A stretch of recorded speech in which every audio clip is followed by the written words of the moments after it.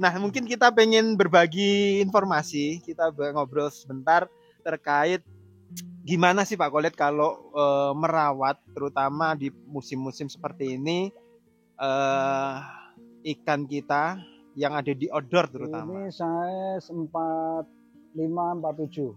45-47 ya. 45-47 cm. Sanke Kohaku campur ya. Ini kalau umurnya di kisaran berapa? Ini umurnya Tosai ke Nisai. Nah, ini untuk yang ini agak kecil nih, size ya 30. untuk warming up kemarin. Oke, Untuk pemanasan. Pemanasan untuk lelang. Ya. Oke, ini sahabat koi kalau pengen dapetin lelang secara lelang atau langsung borong juga bisa. Ya.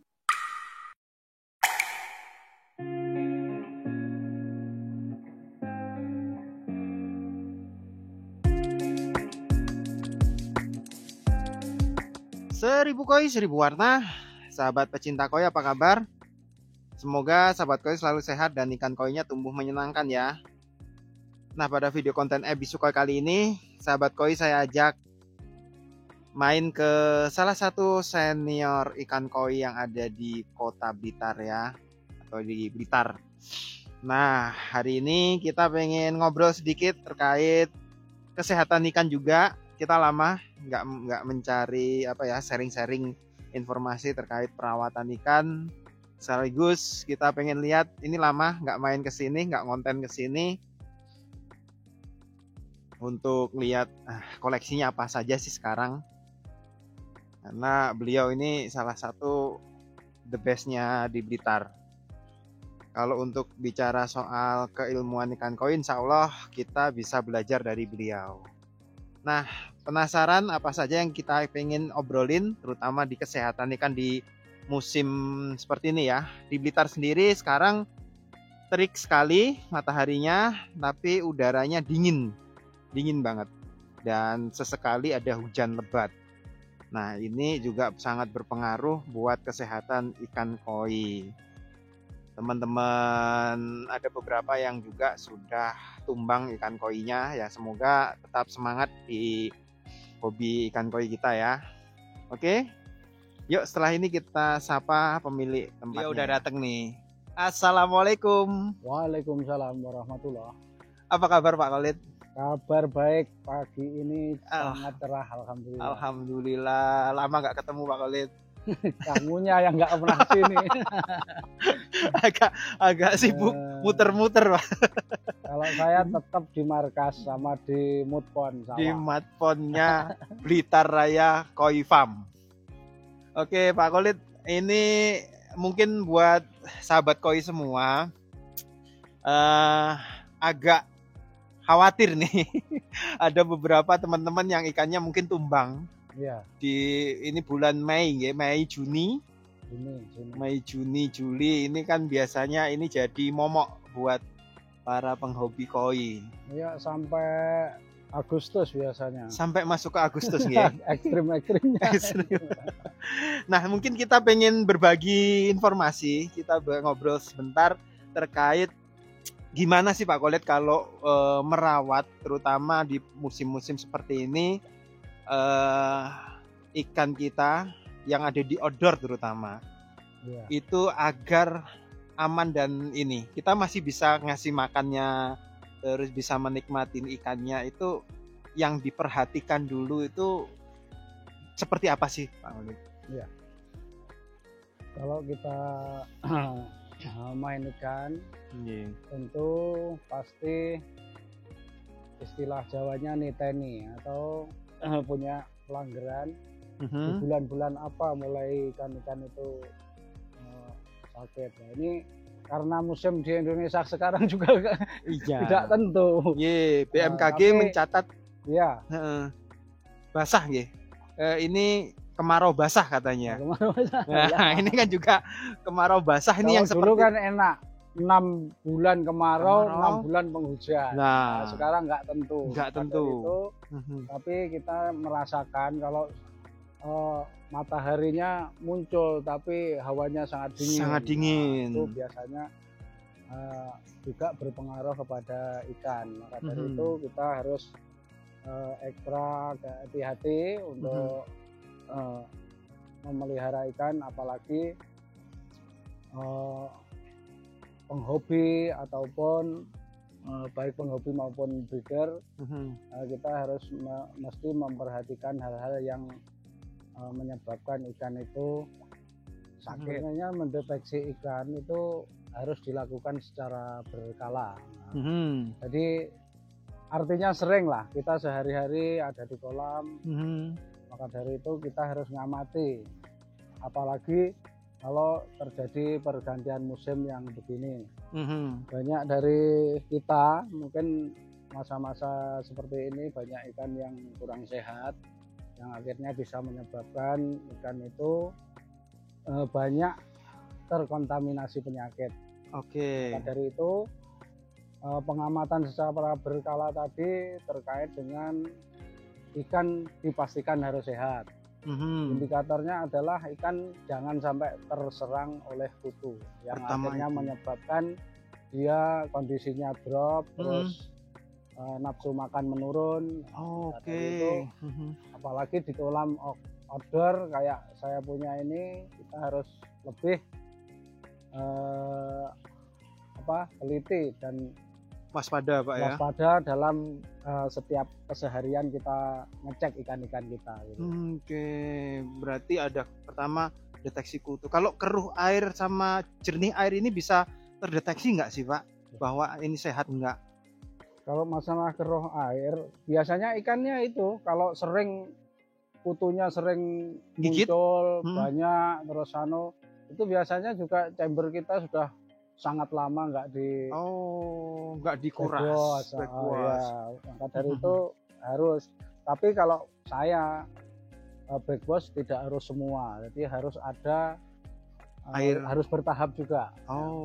Jadi bakteri-bakteri positif yang sudah ada itu jangan sampai sekali total habis lah, itu nanti akan berpengaruh kepada kesehatan ikan juga ya. Jadi bisa nggak, Pak? Ada beberapa teman yang menerapkan jadi cuma chambernya aja yang dibersihin, kolamnya airnya ditahan, setelah itu nanti dialiri air baru untuk di chambernya aja. Ya memang begitu. Seperti itu, Pak, ya, yang benarnya. Ganti total itu yang berbahaya. Nah, kan ada orang yang pengen jernih ganti full total gitu. Nanti padahal proses filtrasi itu kan menumbuhkan banyak bakteri positif, intinya begitu, agar ekosistem di dalam kolam terjaga dengan baik.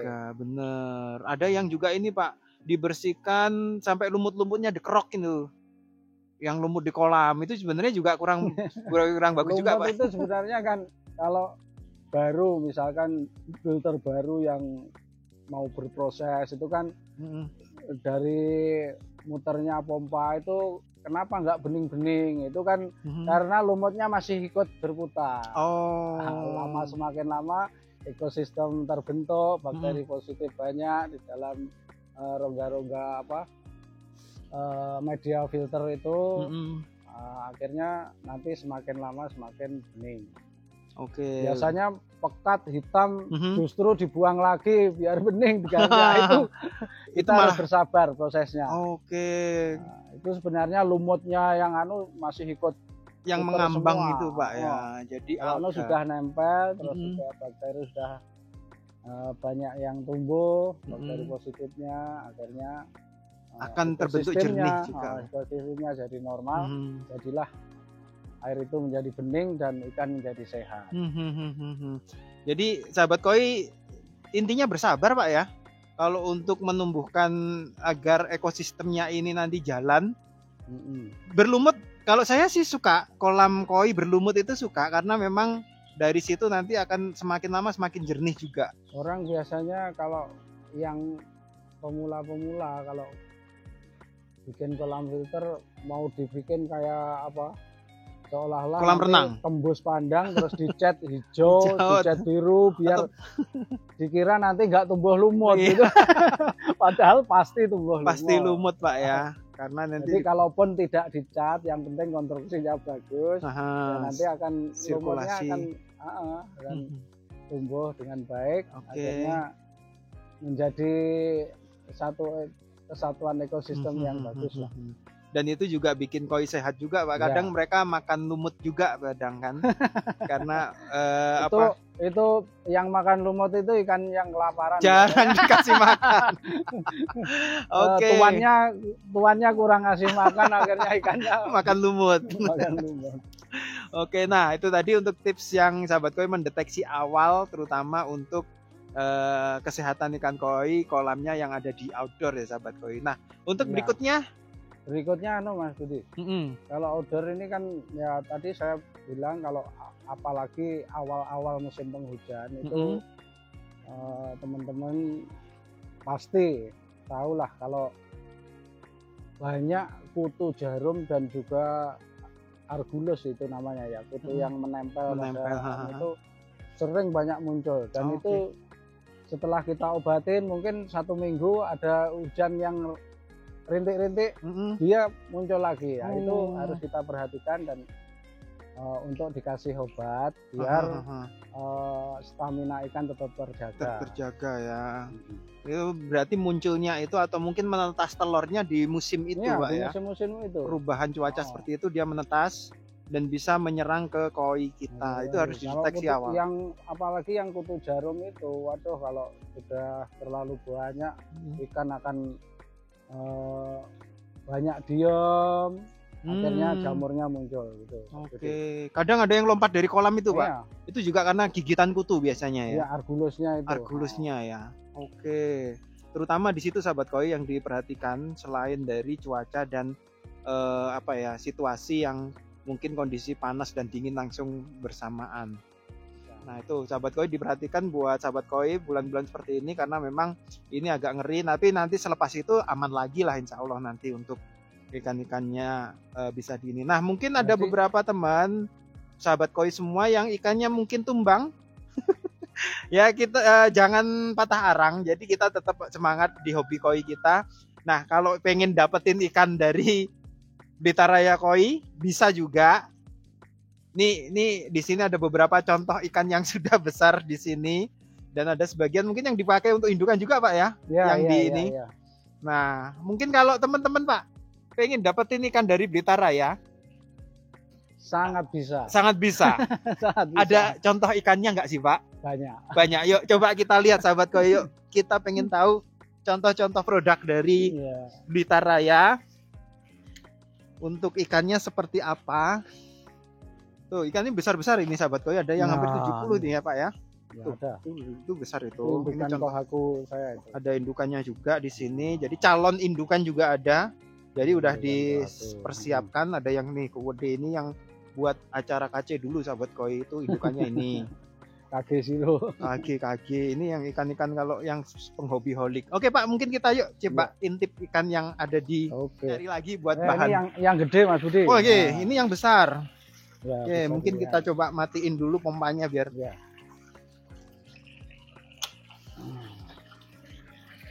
Wih.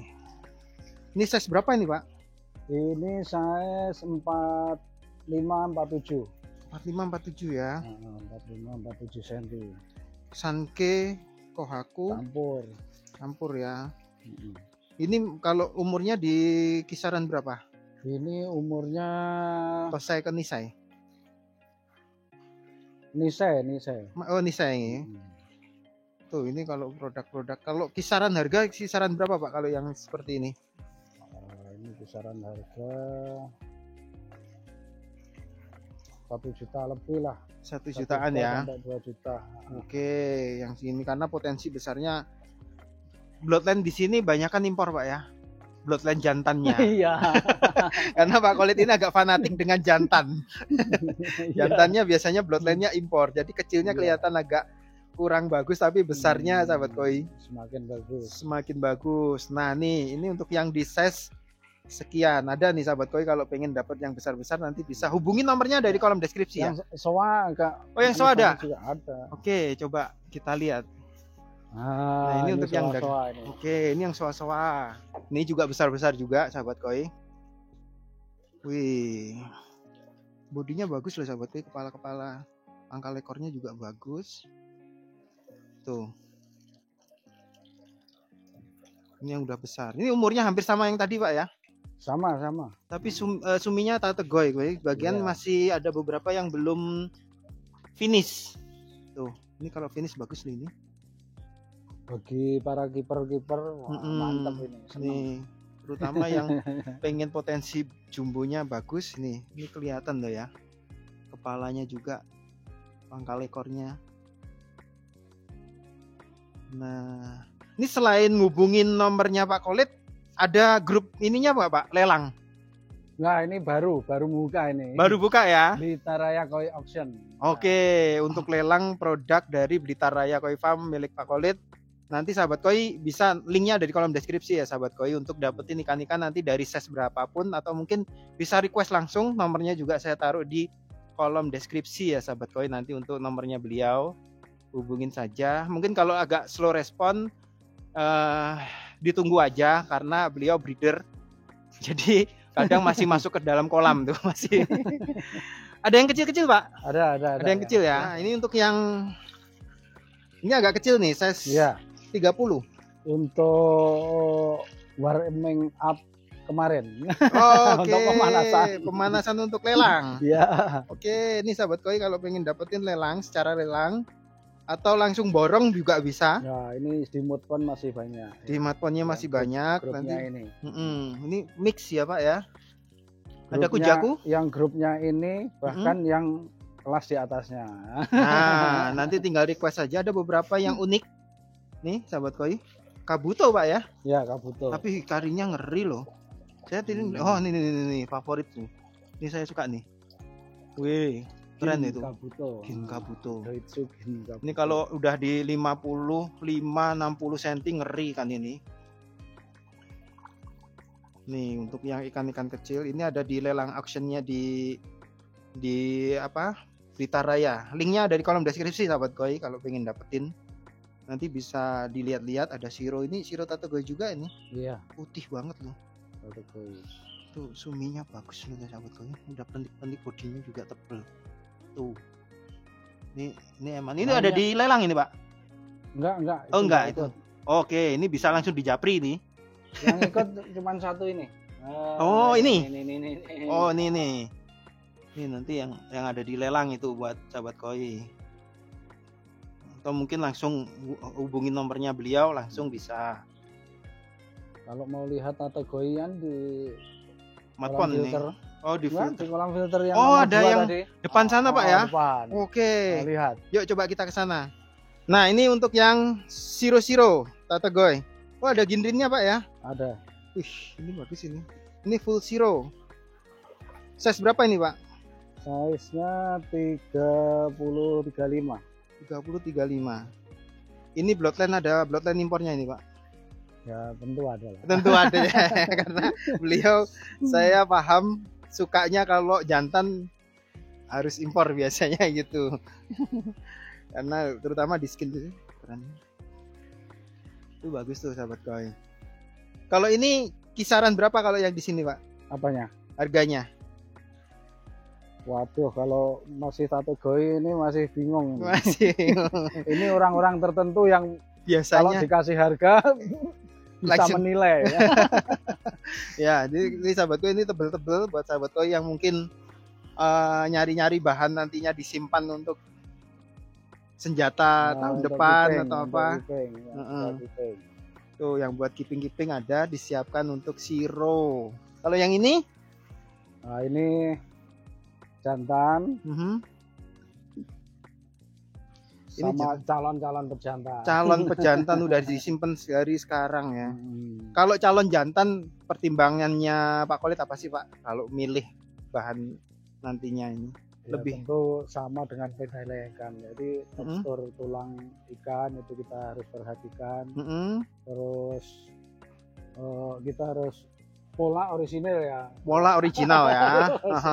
Pola original, jangan cuttingan. Jadi kita berharap kalau ikannya bagus, polanya bagus, nanti kita berharap anakannya juga ikut bagus. Karena ini yang diambil keturunannya Pak ya, nggak look sekarangnya bagus, good looking aja. Nggak looking, tapi nanti keturunannya Jadi kalau manusia gitu cari yang badannya tegap, lurus, nggak harus nge-gym tapi udah tegap, tulangan bagus, kulitannya bagus. Tuh nanti untuk bisa mendapat keturunan yang keren juga. Nah, nih sahabat koi, kita review sambil kita mungkin sharing pengalaman terkait pemeliharaan ikan koi, terutama di musim-musim pancaroba seperti ini. Buat sahabat koi yang tadi kita udah reviewin harga-harga ikan koi yang ada di sini, pengen dapetin, pertama bisa langsung japri beliau, nomornya ada di kolom deskripsi.